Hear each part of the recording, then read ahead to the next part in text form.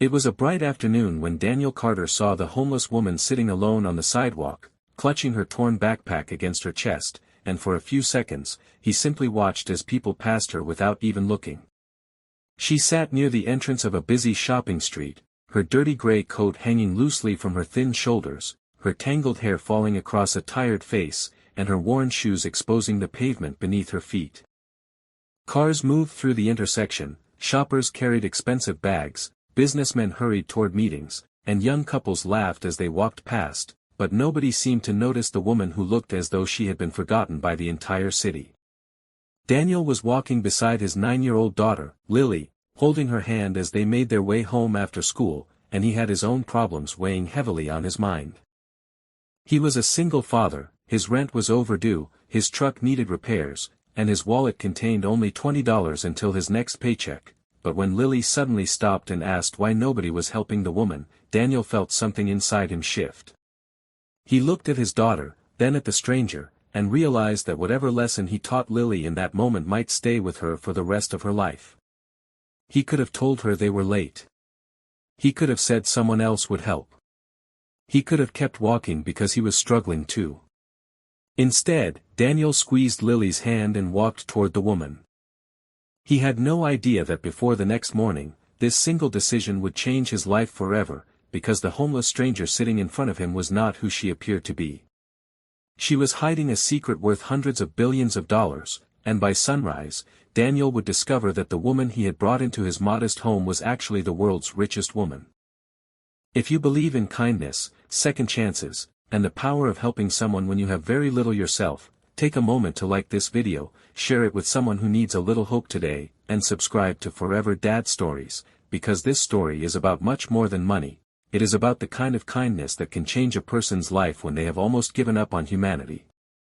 Daniel Carter was 38 years old and had spent the last 3 years learning how to survive without the woman he had once believed would grow old beside him.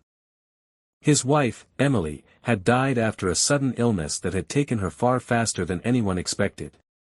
Daniel still remembered the final night in the hospital, the quiet machines beside her bed, Lily asleep in a chair outside the room, and Emily looking at him with tired eyes while telling him that if she could not be there to raise their daughter, he had to promise her one thing. She had asked him to make sure Lily grew up believing that the world still contained good people. Daniel had promised, even though at the time he had no idea how difficult that promise would become. After Emily's death, Daniel became everything Lily needed. He packed school lunches, learned how to braid hair badly enough that Lily laughed at him, attended parent meetings after overnight shifts, cooked simple dinners, repaired broken toys, and sat beside his daughter whenever nightmares woke her. He worked wherever he could find work. During the day he repaired heating and cooling systems, on weekends he delivered appliances, and whenever money became especially tight, he took overnight maintenance jobs. He was not poor because he was lazy. He was poor because life had taken pieces from him faster than he could replace them. His apartment was small, with old furniture and a heater that made strange noises, but it was clean, and on the refrigerator hung a drawing Lily had made years earlier. It showed a father and daughter standing beneath a giant yellow sun. Daniel had kept that drawing because it reminded him that he still had something worth protecting. That afternoon, Daniel had only $20 left. His next paycheck was 5 days away, and he needed to buy milk, bread, eggs, cough medicine for Lily, and a few other things. He was already mentally calculating how far $20 could stretch when Lily stopped beside him. She was wearing a yellow hoodie and carrying her school bag over one shoulder. She looked at the woman on the pavement and quietly asked why she was sitting there. Daniel told her that maybe the woman had nowhere else to go.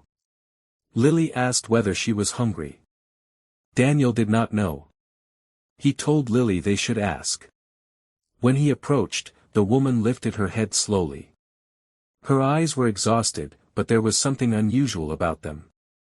She did not look drunk or confused. She looked frightened, as though she was constantly checking whether someone was watching her. Daniel crouched a few feet away and asked whether she was okay. The woman tried to answer but her voice barely came out. She admitted that she had not eaten since the previous morning. Daniel felt his stomach tighten because he knew exactly how much money he had, but before he could decide what to do, Lily opened her school lunch bag and pulled out the granola bar she had saved for later. She held it toward the woman and told her she could have it. The woman stared at the little girl for several seconds. Then she accepted the granola bar with trembling fingers, and something changed in her expression. Tears appeared in her eyes. She whispered thank you and held the granola bar as though it were something priceless. Daniel looked away for a moment because he did not want Lily to see how emotional he had become. He had taught his daughter that kindness mattered, but he had never expected such a small act to affect a stranger so deeply. Daniel went into the nearby store and bought the woman a hot meal, soup, bread, fruit, and water. It cost him almost everything he had. When he returned, the woman ate slowly at first, then faster as her hunger overcame her embarrassment. Afterward, she tried to stand, but her knees gave way. Daniel caught her before she hit the ground. Her body was freezing. He asked where she lived, and she stared at him before quietly saying that she had nowhere to go. Daniel immediately began looking for a shelter. He called one nearby, but there were no beds. He called another, and they were full. He contacted a church, but nobody answered. Lily stood beside him listening to every failed call. Then she looked at the woman and asked whether she could sleep somewhere warm. Daniel knew exactly what his answer should have been. He should have called the authorities or found another shelter. He was a single father. Bringing an unknown person into his home was dangerous and irresponsible. He had a child to protect. Yet when he looked at Lily, he remembered the promise he had made to Emily. He could not teach his daughter that people deserved compassion and then refuse to show compassion when it became inconvenient. Finally, Daniel told the woman that she could stay on their couch for one night. He explained that he had a daughter, that there would be boundaries, and that she would need to leave in the morning unless another arrangement could be made. The woman nodded. She introduced herself as Elena. The walk home was quiet. Lily stayed close to Daniel while Elena followed a few steps behind them, clutching her old backpack tightly. Daniel noticed something strange about her. Despite her appearance, she carried herself with an unusual awareness. She watched passing cars, checked reflections in windows, and occasionally looked over her shoulder. It was almost as though she expected someone to be following her. Daniel asked if she was in trouble, but Elena only said she had made some mistakes and needed somewhere safe. Daniel did not press her. When they reached the apartment, he gave her a clean towel, an old sweatshirt, and a pair of sweatpants. Lily placed a blanket on the couch without being asked. Daniel made tea and watched Elena hold the mug between her hands. She looked around the apartment and eventually noticed the photograph of Emily on the refrigerator. She asked who she was. Daniel told her. Elena became quiet and said Emily looked happy. Daniel replied that she was, especially when Lily was around. He then admitted that losing Emily had been the hardest thing he had ever survived. Elena looked down at her tea and quietly said that sometimes people become hard because life teaches them that kindness is dangerous. Daniel asked what she meant. Elena said that when you have been betrayed enough times, even help can feel like a trap. Daniel did not fully understand her words, but something about the way she said them made him believe she was speaking from experience. That evening, Lily fell asleep quickly. Daniel carried her to bed, pulled the blanket over her shoulders, and kissed her forehead. When he returned to the living room, Elena was still sitting on the couch. Daniel asked if she needed anything. She shook her head. Then she asked him why he had helped her. Daniel smiled faintly and said he did not have a heroic reason. He had a daughter who was watching him, and he wanted that daughter to grow up believing that when someone was hurting, you stopped if you could. Elena stared at him for a long moment and told him he was a rare man.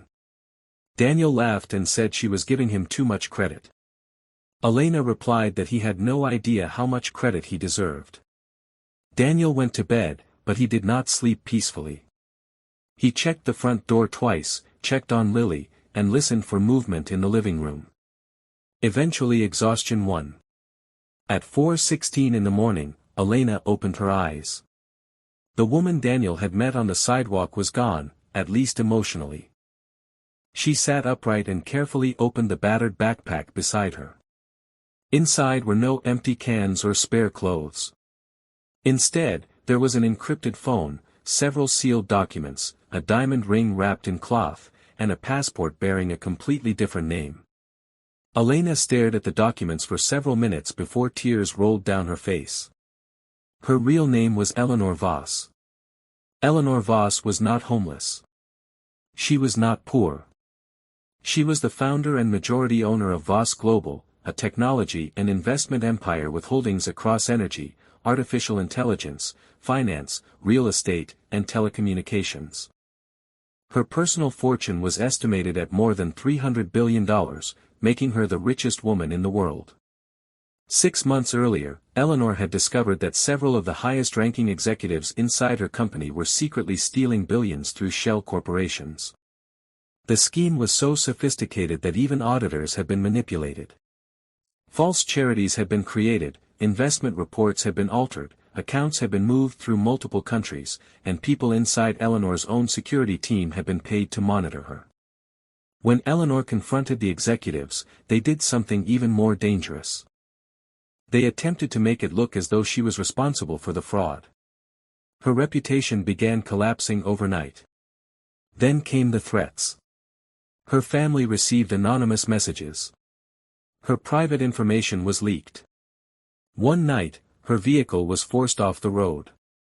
Eleanor survived the crash and finally understood that she could no longer trust the people around her. So she disappeared.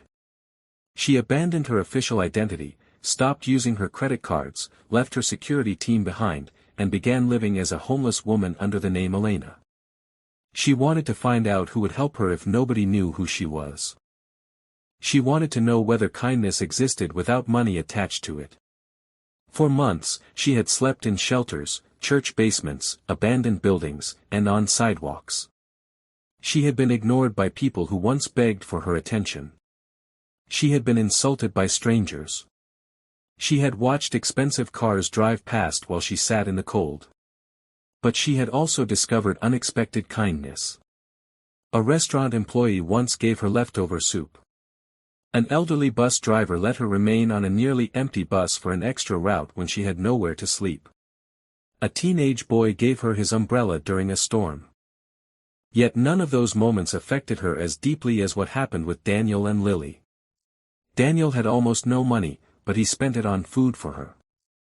Lily had only one granola bar, but she gave it away without hesitation. Eleanor had been searching for proof that humanity was still worth believing in, and without knowing her identity, Daniel had given her exactly what she was looking for. At 5:02 that morning, Eleanor used the encrypted phone to make a call. She told her legal team that she was safe. She gave them Daniel's address and instructed them to arrive at sunrise, but she warned them not to reveal her identity until she was ready. She then sat quietly on the couch and watched the sky outside slowly change color. At 6:41, Daniel woke up. He walked into the kitchen and found Elena standing beside the window. Something about her had changed. She no longer looked helpless. Her shoulders were straight. Her expression was calm. Her eyes were focused. Daniel asked whether she had slept. She said enough. Before he could ask anything else, someone knocked on the door. Daniel froze. Another knock followed. He looked through the peephole and saw 2 black vehicles outside. Several sharply dressed people stood near the entrance. One man was speaking urgently into a phone. Daniel turned around and saw Elena standing perfectly still. She told him it was safe to open the door. Daniel hesitated, then unlocked it. A woman in a dark suit stepped inside. The moment she saw Elena, tears filled her eyes. She called her Eleanor. Daniel stared at the woman, then at Elena. His mind refused to understand what he was hearing. The woman introduced herself as Eleanor's chief legal counsel. She told Daniel that the woman he had brought into his home was Eleanor Voss. Daniel thought they were mistaken. Then the woman showed him a photograph on her tablet. It was the same face, but dressed in an elegant black suit, standing beside presidents, billionaires, and world leaders. Daniel sat down slowly. Lily appeared in the hallway wearing pajamas and rubbing her eyes. She looked at the group and asked whether Elena was famous. Eleanor walked toward her and knelt down. She told Lily that she was much more than famous. She was the woman who had reminded Eleanor that kindness could still exist. Lily looked confused and asked whether that was why everyone was here. Eleanor smiled through tears and said yes. Daniel was still stunned. He told Eleanor that he did not care whether she was rich or poor. He had helped her because she needed help. Eleanor looked at him and said that was exactly why she had come back. She had not returned to give him a bag of money. She wanted him to understand that his decision had changed her life. Daniel told her he had only offered her a couch. Eleanor shook her head and said that when someone has nothing, even a couch can feel like a palace. But Eleanor's return came with danger. The people who had tried to destroy her were still inside Voss Global, and the moment news broke that she was alive, the financial world exploded. Investors panicked. News channels reported her disappearance and return. Reporters surrounded Daniel's apartment building. Cameras appeared outside the laundromat. Helicopters circled above the neighborhood. Daniel hated the attention. He did not want money or fame. He wanted his daughter to have a normal life. Eleanor offered to move Daniel and Lily somewhere secure, but Daniel refused. He told her that if she wanted to help, she could help him find stable work. He did not want charity. He wanted dignity. Eleanor was surprised by his answer. She asked what he would do if money were not an issue. Daniel told her he had always dreamed of creating a business that trains single parents in skilled trades and helped them find stable jobs. He had spent years repairing machines and equipment, and he had seen too many hard-working parents trapped in poverty simply because they could not afford training or childcare. Eleanor asked how much he needed to start. Daniel laughed and admitted he had never gotten that far because he had never had the money. Eleanor told him to figure out the number. 3 days later, Daniel walked into the headquarters of Voss Global wearing the same jeans and work shirt he had worn while repairing pipes. The building was made of glass and steel, filled with executives who had fortunes larger than Daniel could imagine. He felt out of place, but Eleanor met him personally. Daniel explained his idea in detail. The program would provide free technical training, childcare, paid apprenticeships, and job placement for single parents. It would focus on people who were working hard but could not escape poverty because they had never been given the right opportunity. Eleanor listened carefully. When Daniel finished, she asked what he wanted to call the organization. Daniel looked at the city outside the window and said he wanted to name it after Emily. The Emily Carter Foundation was born. Eleanor invested $50 million to launch it, but Daniel insisted that the money be spent on people rather than buildings and publicity. The first training center opened in a neglected neighborhood 6 months later. Parents learned plumbing, electrical work, HVAC repair, construction, equipment maintenance, and other skilled trades. Children received free childcare while their parents trained. Graduates were connected with companies offering real jobs and fair wages. Daniel worked there every day. He did not become a wealthy executive sitting behind a desk. He taught people how to repair machines. He showed them how to read technical diagrams. He encouraged parents who believed they had failed to understand that sometimes a person does not need more motivation, they need someone willing to give them an opportunity. Lily often came after school and helped organize supplies. Eleanor visited quietly, without cameras, and watched people rebuild their lives. Meanwhile, Eleanor's legal team continued investigating the corruption inside Voss Global. Eventually, they uncovered the shell companies, false reports, secret transfers, and bribery networks. Several executives were arrested. Billions of dollars were recovered.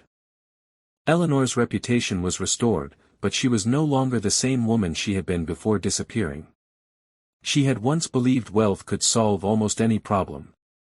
Now she understood that money could build hospitals, fund schools, influence markets, and create opportunities, but money could not manufacture compassion. That had to come from people. 1 year after the afternoon Daniel first found her, Eleanor returned with Daniel and Lily to the same sidewalk. The grocery store had changed owners. The broken street lamp had been replaced. The street was brighter, but Eleanor remembered everything. She stood beneath the new light and closed her eyes. Daniel asked what she was thinking. She said she was thinking about the woman she had been that day, a woman who believed she had lost everything. Daniel told her she had not lost everything. She asked how he could know.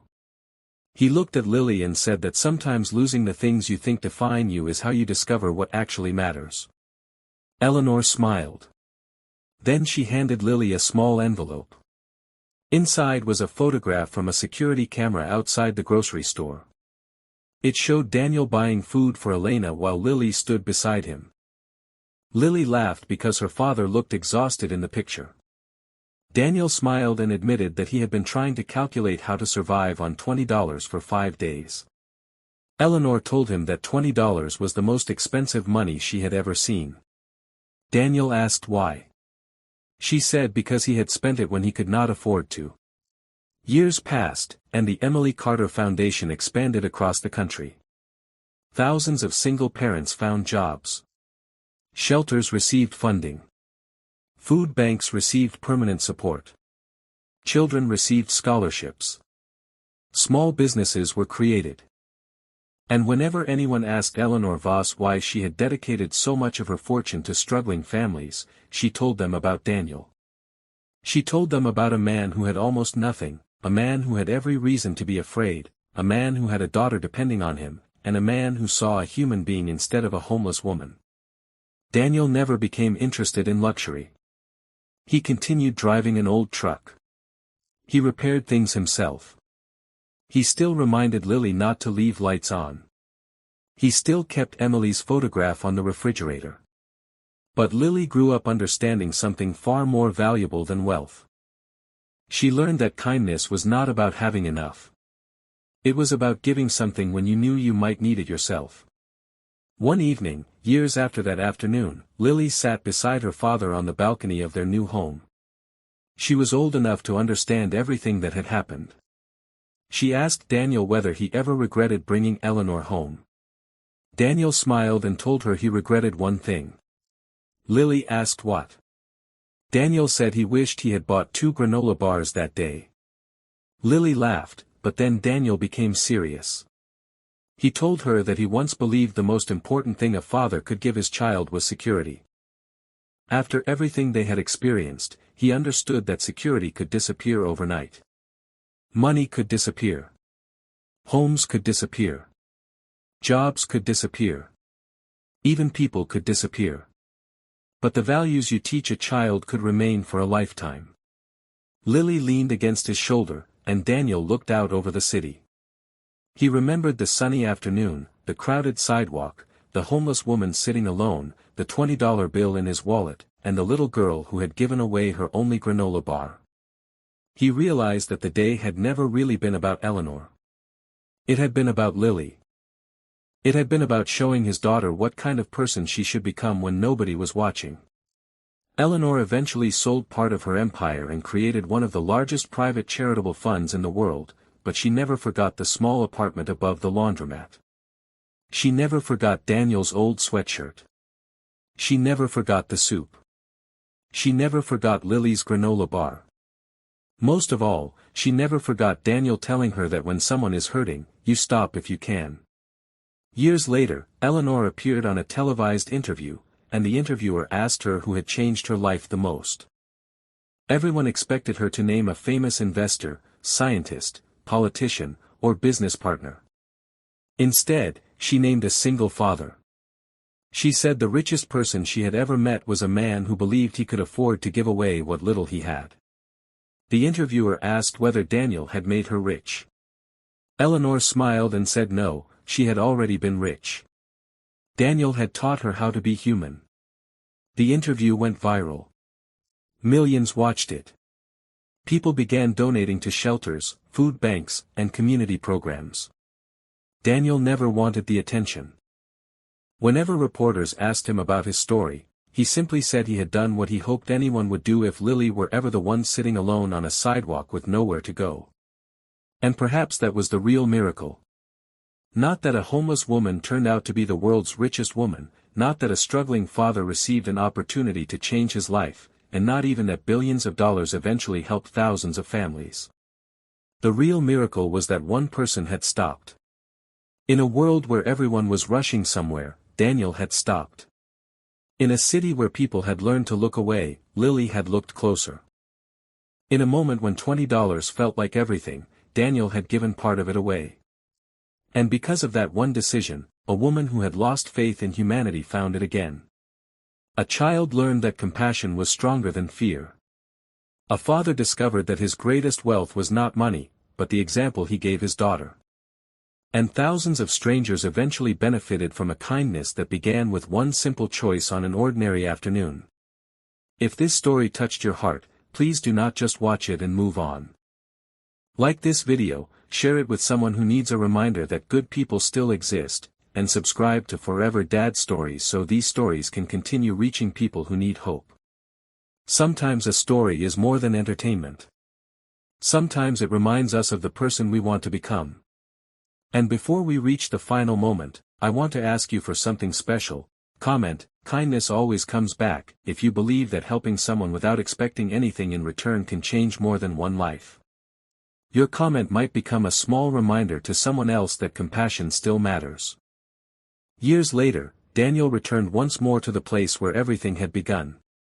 The old grocery store was gone, and in its place stood a community center funded by the Emily Carter Foundation. Children played outside. Families received free meals. Parents attended job training classes. On the wall near the entrance was a simple plaque. It did not mention Eleanor's billions.